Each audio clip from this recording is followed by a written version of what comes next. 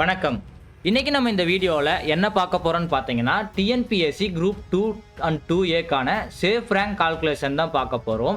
அதுவும் யாருக்கு பார்க்குறோன்னு வந்து பார்த்தீங்கன்னா பிசி முஸ்லீம், அதுக்கப்புறம் வந்துட்டு எஸ்சி கம்யூனிட்டிக்கு ஃபார் ஜென்ரல் டிகிரி.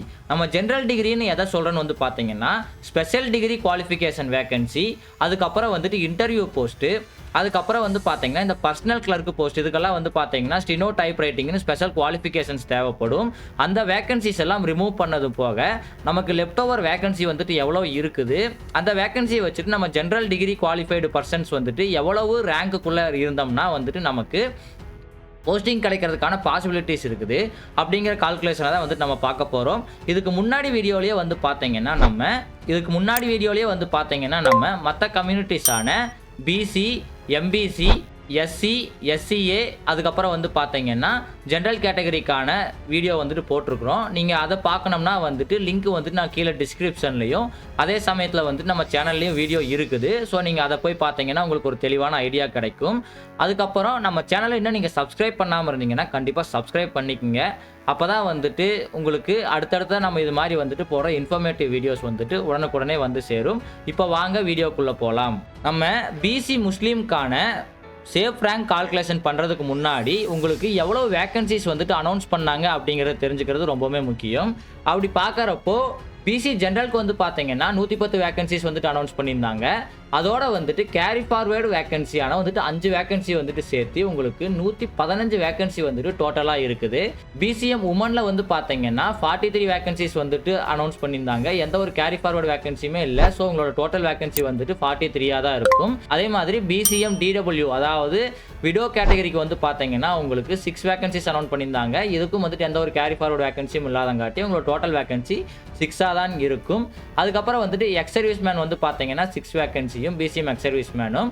அதுக்கப்புறம் வந்துட்டு பிஎஸ்டிஎம் அப்படின்னு வந்துட்டு வர்றப்போ உங்களுக்கு பிசிஎம் ஜென்ரல் பிஎஸ்டிஎம்க்கு வந்துட்டு 28 வேகன்சியும், அதுக்கப்புறம் பிசிஎம் உமன் பிஎஸ்டிஎம்க்கு 11 வேகன்சியும், அதுக்கப்புறம் பிசிஎம் டிடபிள்யூ பிஎஸ்டிஎம்க்கு வந்துட்டு 1 வேகன்சியும், பிசிஎம் எக்ஸ் சர்வீஸ்மேன் பிஎஸ்டிஎம்க்கு வந்துட்டு 2 வேகன்சியும் வந்துட்டு அனௌன்ஸ் பண்ணியிருந்தாங்க. இந்த கேட்டகரியில் வந்து பார்த்தீங்கன்னா பிஎஸ்டிஎம் கேட்டகரியில் எந்த ஒரு கேரி ஃபார்வர்ட் வேகன்சியுமே இல்லாதங்காட்டி உங்களுக்கு அனௌன்ஸ் பண்ண வேகன்சி தான் வந்துட்டு உங்களுக்கு ஃபைனல் வேகன்சியாக வந்துட்டு இருக்குது. அதுக்கப்புறம் வந்துட்டு பிடபிள்யூடி கேட்டகரி, அதாவது பர்சனல் வித் டிசபிலிட்டி கேட்டகரியில் பார்க்குறப்போ பிசிஎம் ஜென்ரல் ஹார்ட் ஹியரிங்க்கு வந்துட்டு 2 வேகன்சி வந்துட்டு கொடுத்துருந்தாங்க. அதே மாதிரி வந்துட்டு பிசிஎம் உமன் லோகோமோட்டிவ் டிசபிலிட்டிக்கு 2 வேகன்சி வந்துட்டு கொடுத்துருந்தாங்க. ஸோ இதுலேயும் வந்துட்டு உங்களுக்கு கேரி ஃபார்வர்டு வேகன்சி இல்லாதங்காட்டி அனௌன்ஸ்டு வேகன்சி தான் வந்துட்டு உங்களோட ஃபைனல் வேகன்சியாக இருக்குது. அதுக்கப்புறமா இதிலிருந்து அந்த ஸ்பெஷலிஸ்ட் போஸ்ட் வேகன்சிஸ் என்னென்ன ரிமூவ் ஆகுது அப்படிங்கிறத பார்க்கலாம். ஃபஸ்ட்டு வந்து பார்த்தீங்கன்னா நம்ம இங்கே பிசி அப்படின்னு வந்துட்டு எதை சொல்லியிருக்கிறோம்னா வந்துட்டு பர்சனல் கிளர்க்கை வந்துட்டு சொல்லியிருக்கிறோம். இந்த பர்சனல் கிளர்க் போஸ்ட்டுக்கு வந்துட்டு நீங்கள் எலிஜிபிள் ஆகணும் அப்படின்னா உங்களுக்கு டைப் ரைட்டிங், அதுக்கப்புறம் வந்துட்டு ஸ்டினோ, இந்த மாதிரியான ஸ்பெஷல் குவாலிஃபிகேஷன்ஸ் வந்துட்டு தேவைப்படும். அதே மாதிரி வந்துட்டு ஜேசிஏ அண்ட் அசிஸ்டன்ட் எஃப்னு எதை கொடுத்துருக்கோம்னா ஜூனியர் கோஆப்ரேட்டிவ் ஆடிட்டர், அதுக்கப்புறம் வந்துட்டு ஏஎஸ்ஓ ஃபினான்ஸ், அதுக்கப்புறம் அசிஸ்டன்ட் ஃபினான்ஸ். இந்த வேகன்சி எல்லாம் நீங்கள் எடுக்கணும் அப்படின்னா உங்கள் கையில் வந்துட்டு ஏதாவது ஒரு ஃபினான்ஸ் டிகிரி வந்துட்டு கண்டிப்பாக இருக்கணும். அதே மாதிரி வந்து பார்த்தீங்கன்னா இங்கே ஏஎஸ்ஓ ப்ளஸ் அசிஸ்டன்ட் லா அப்படின்னு என்ன கொடுத்துருக்கோம்னா இது வந்துட்டு லா குவாலிஃபிகேஷனுக்கான போஸ்ட்டு. கடைசியாக நம்ம செப்பரேட் பண்ணிக்கிறது என்னென்னா இன்டர்வியூ போஸ்ட்டு. சரிங்களா? ஸோ மொத்தமாக வந்துட்டு டோட்டல் ஸ்பெஷல் போஸ்ட், அதாவது இந்த போஸ்ட்டோட டோட்டல் எவ்வளோ வருதுன்னு பார்த்தீங்கன்னா பிசிஎம் ஜென்ரலுக்கு வந்துட்டு 26 வேகன்சிஸ் வந்துட்டு உங்களோட டோட்டல் வேகன்சி ஆஃப் 115 வந்துட்டு மைனஸ் ஆகிட்டு உங்களுக்கு ஃபைனலாக வந்துட்டு ஜென்ரல் டிகிரி குவாலிஃபைடு பர்சனுக்கு வந்துட்டு எவ்வளோ வேகன்சி இருக்குன்னா நீங்கள் பிசிஎம் ஜென்ரலாக இருந்தீங்கன்னா 89 வேகன்சியும், அதே மாதிரி பிசிஎம் உமனுக்கு 32 வேகன்சியும், அதுக்கப்புறம் பிசிஎம் டிடபிள்யூக்கு வந்து பார்த்தீங்கன்னா 5 வேகன்சியும், பிசிஎம் எக்ஸ் சர்வீஸ்மேனுக்கு வந்துட்டு 4 வேகன்சியும் வந்துட்டு லெஃப்ட் ஓவராக இருக்குது. அதே மாதிரி நீங்கள் பிஎஸ்டிஎம் கேட்டகரியில் வந்துட்டு எடுத்துக்கிறப்போ பிசிஎம் ஜென்ரல் பிஎஸ்டிஎம்க்கு வந்துட்டு 23 வேகன்சியும், பிசிஎம் உமன் பிஎஸ்டிஎம்க்கு வந்துட்டு 9 வேகன்சியும், பிசிஎம் டிடபிள்யூ பிஎஸ்டிஎம்க்கு 1 வேகன்சியும், பிசிஎம் எக்ஸ் சர்வீஸ்மேன் பிஎஸ்டிஎம்க்கு 1 வேகன்சியும் வந்துட்டு லெஃப்ட் ஓவராக இருக்குது.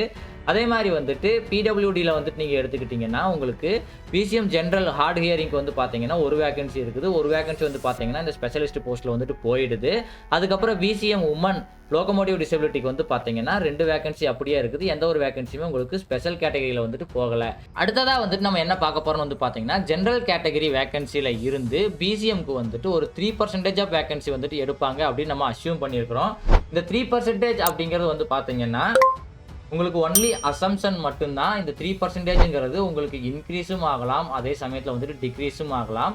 இது வந்துட்டு கவுன்சிலிங் ப்ராசஸ் ஆகிறப்ப மட்டும்தான் இதற்கான அக்யூரேட் வேல்யூ வந்துட்டு நம்ம தெரிஞ்சுக்க முடியும்.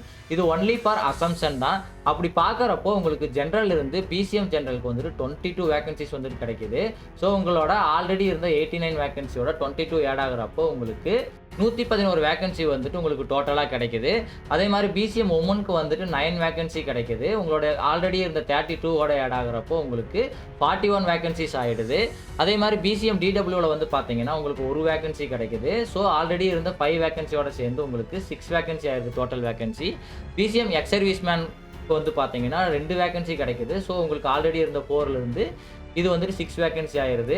இந்த கால்குலேஷன் வந்துட்டு அசம்ஷன் தான். 3% நம்ம எடுக்கிறதுனால அது இன்க்ரீஸ் ஆகிறப்போ உங்களுக்கான வேகன்சிஸ் இன்க்ரீஸும் ஆகலாம். இப்போ இன்கேஸ் வந்துட்டு 3% விட வந்துட்டு கம்மியான வேகன்சி வந்துட்டு உங்களுக்கு ஜிடியிலிருந்து கிடைச்சதுன்னா இது வந்துட்டு டிக்ரீஸும் ஆகலாம். சரிங்களா? அதனால வந்துட்டு நம்ம ஒரு ஜென்ரலைஸ்டு வேல்யூவாக 3%ன்னு வச்சிருக்கிறோம். அடுத்ததாக வந்து பார்த்தீங்கன்னா பிசிஎம் ஜென்ரல் பிஎஸ்டிஎம்க்கு வந்து பார்த்தீங்கன்னா உங்களுக்கு 6 வேகன்சிஸ் வந்துட்டு கிடைக்குது. ஸோ உங்களோட டோட்டல் வேகன்சி 29 ஆயிடுது. அதே மாதிரி வந்துட்டு பிசிஎம் உமன் பிஎஸ்டிஎம்க்கு வந்துட்டு 3 வேகன்சி கிடைக்குது. ஸோ உங்களோட டோட்டல் வேகன்சி வந்து பார்த்தீங்கன்னா 12 வேகன்சி ஆயிடுது. அதுக்கப்புறம் டிடபிள்யூ அதுக்கப்புறம் எக்ஸ் சர்வீஸ்மேனுக்கு வந்துட்டு எந்த ஒரு வேகன்சியும் கிடைக்கல. ஸோ உங்களுக்கு ஆல்ரெடி இருந்த 1ங்கிற வேகன்சி தான் வந்துட்டு மிச்சமாக இருக்குது.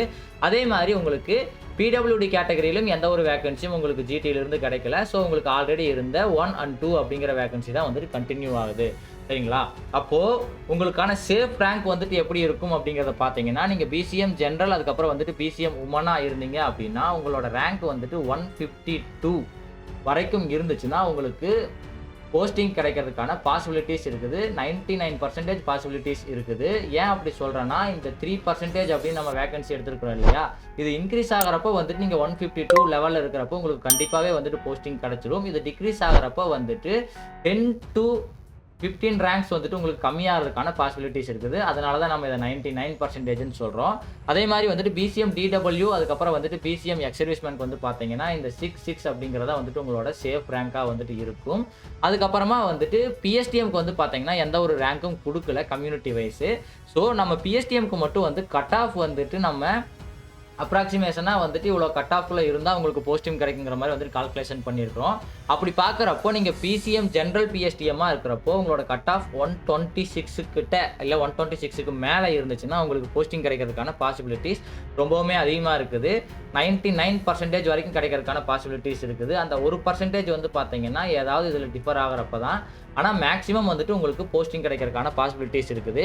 அதே மாதிரி வந்துட்டு பிசிஎம் உமன் பிஎஸ்டிஎம்க்கு வந்து பார்த்தீங்கன்னா நீங்கள் 125 கட் ஆஃப்க்கு மேலே இருக்கிறப்போ உங்களுக்கு கண்டிப்பாக போஸ்டிங் கிடைக்கிறதுக்கான பாசிபிலிட்டிஸ் இருக்குது. அதுக்கப்புறம் டிடபிள்யூ பிஎஸ்டிஎம்க்கு வந்து பார்த்தீங்கன்னா நீங்கள் 121 கட் ஆஃப் வரைக்கும் இருந்தாலே வந்துட்டு போதும். எக்ஸ் சர்வீஸ்மேன் வந்துட்டு 112 வரைக்கும் இருந்தாலே வந்துட்டு உங்களுக்கு போஸ்டிங் கிடைக்கிறதுக்கான பாசிபிலிட்டிஸ் ரொம்பவுமே அதிகமாக இருக்குது. சரிங்களா? அதே மாதிரி வந்துட்டு பிடபிள்யூடிலையும் எடுத்து பார்த்துக்கிறப்போ உங்களுக்கு பேலன்ஸாக இருக்கிற வேகன்சிஸை தான் வந்துட்டு நீங்கள் டேரெக்டாக வந்துட்டு ரேங்காக எடுத்துக்க முடியும், சேஃப் ரேங்காக.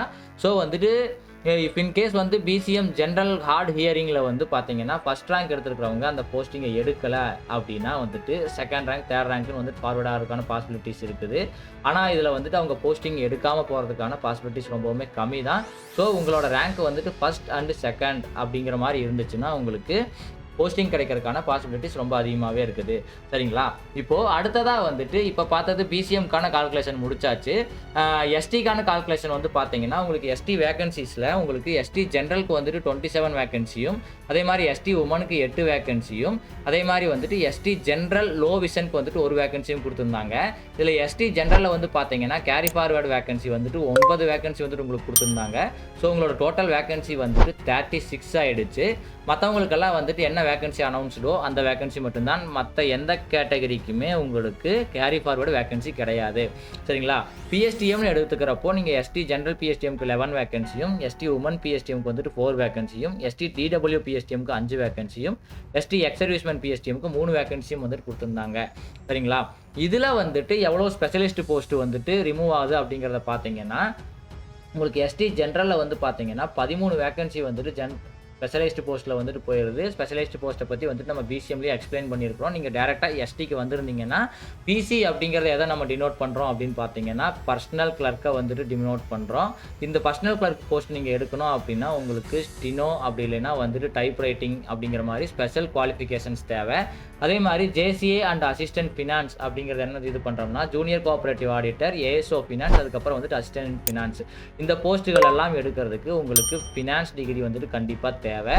அதே மாதிரி ஏஎஸ்ஓ ப்ளஸ் அசிஸ்டன்ட் எல் அப்படிங்கிறது என்னன்னா ஏஎஸ்ஓ இன்லா, அதுக்கப்புறம் வந்துட்டு அசிஸ்டன்ட் இன்லாக்கான வந்துட்டு போஸ்ட்டு.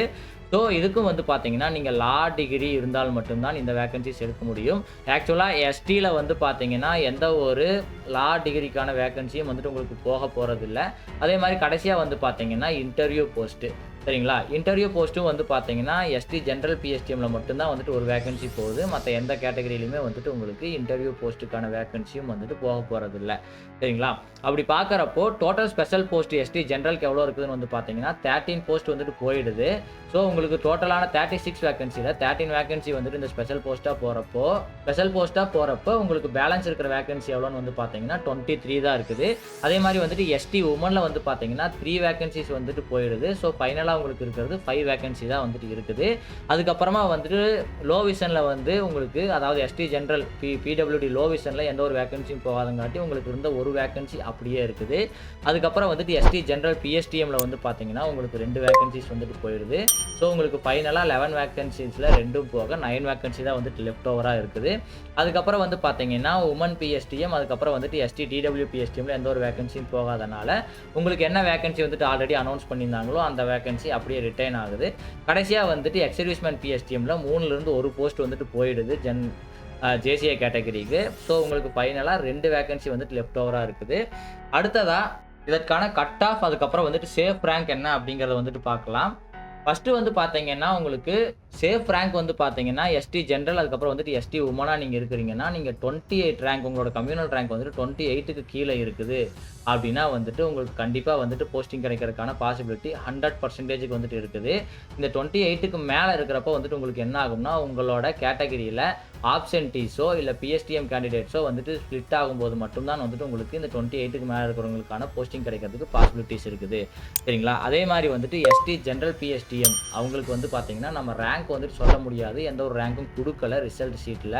ஸோ வந்துட்டு நம்ம கட் ஆஃப் வந்துட்டு கெஸ் பண்ணியிருக்கிறோம், இந்த கட் ஆஃபில் இருந்தால் கண்டிப்பாக போஸ்டிங் கிடைக்கும் அப்படிங்கிற மாதிரி. ஸோ நீங்கள் எஸ்டி ஜென்ரல் பிஎஸ்டிஎம்மாக இருந்தீங்கன்னா வந்துட்டு உங்களோட கட் ஆஃப் 123க்கு மேலேயும், அதே மாதிரி வந்து பார்த்தீங்கன்னா எஸ்டி உமன் பிஎஸ்டிஎம்க்கு 122க்கு மேலேயும் வந்துட்டு நீங்கள் கட் ஆஃப் இருக்கிறப்போ உங்களுக்கு ஈஸியாக போஸ்டிங் கிடைக்கிறதுக்கான பாசிபிலிட்டிஸ் இருக்குது. அதுவே டிடபிள்யூ வந்து பார்த்தீங்கன்னா உங்களுக்கு 120க்கு கீழே 120க்கு மேலே வந்துட்டு நீங்கள் இருக்கிறீங்க அப்படின்னா உங்களுக்கு கிடைக்கும். எக்ஸர்வீஸ்மேனுக்கு வந்து பார்த்தீங்கன்னா நீங்கள் 110 அந்த ரேஞ்சில் இருந்தாலே வந்துட்டு உங்களுக்கு போஸ்டிங் கிடைக்கிறதுக்கான பாசிபிலிட்டிஸ் இருக்குது. அவ்வளோதான் ஃப்ரெண்ட்ஸ், இந்த வீடியோ உங்களுக்கு ரொம்பவுமே யூஸ்ஃபுல்லாக இருந்திருக்கும்னு நினைக்கிறேன். நம்ம மறுபடியும் இன்னொரு புது பயனுள்ள தகவலோடு பார்க்கலாம். அதுக்கு முன்னாடி வந்துட்டு நம்ம சேனலை இன்னும் நீங்கள் சப்ஸ்கிரைப் பண்ணாமல் இருந்தீங்கன்னா கண்டிப்பாக சப்ஸ்கிரைப் பண்ணிங்க. அப்போ தான் நம்ம அடுத்தடுத்ததாக இது மாதிரி அப்டேட் பண்ணுற நோட்டிஃபிகேஷன் அதுக்கப்புறம் வந்துட்டு இந்த மாதிரி இன்ஃபர்மேஷன்லாம் உங்களை ஈஸியாக வந்து சேரும். அதே மாதிரி இந்த வீடியோ பிடிச்சிருந்தா லைக் பண்ணுங்கள், உங்கள் ஃப்ரெண்ட்ஸுகளுக்கெல்லாம் ஷேர் பண்ணுங்கள். நம்ம மறுபடியும் இன்னொரு புது பயனுள்ள தகவலோடு பார்க்கலாம். அது வரைக்கும் பாய் ஃப்ரம் டீ கடை நியூஸ் அண்ட் டியூட்.